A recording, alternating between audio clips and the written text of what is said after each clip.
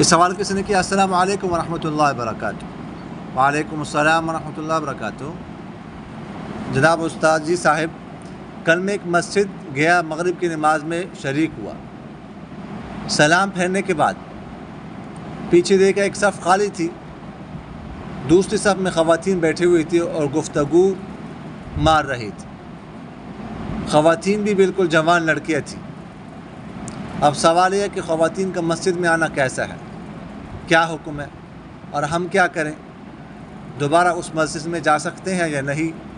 ہمارے لیے کیا حکم ہے؟ جزاک اللہ خیر۔ دیکھیے گا،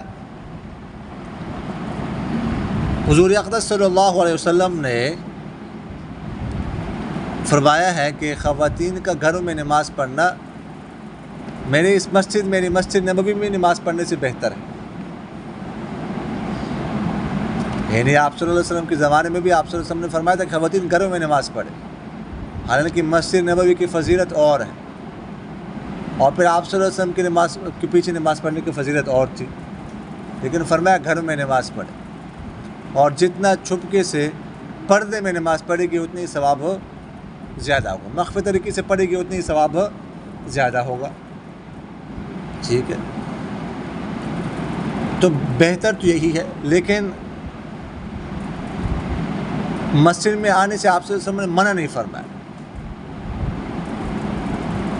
اس لیے اگر کہیں کسی جگہ پردے کا انتظام ہو سکتا ہو کہ ان کا راستہ الگ ہو، وضو خانہ الگ ہو، ٹھیک ہے نا، اختلاط نہ ہو مردوں کے ساتھ، تو پھر اس صورت میں آنے کی گنجائش ہے۔ لیکن یہ جو کہہ رہی ہے کہ بیٹھے ہوئے تھے صف میں مردوں کے پیچھے، تو یہ تو خطرناک بات ہے، اس میں تو اختلاط لازم آ رہا ہے کہ جگہ الگ ہونی چاہیے، پردے میں ہونے چاہیے، ٹھیک ہے۔ تو اس لیے جو ہے نا الگ جگہ ہو تو اس سے گنجائش ہے، لیکن اس طرح اختلاط سے بچنا یہ جو ہے نا چاہیے، اس طرح نہیں کرنا چاہیے۔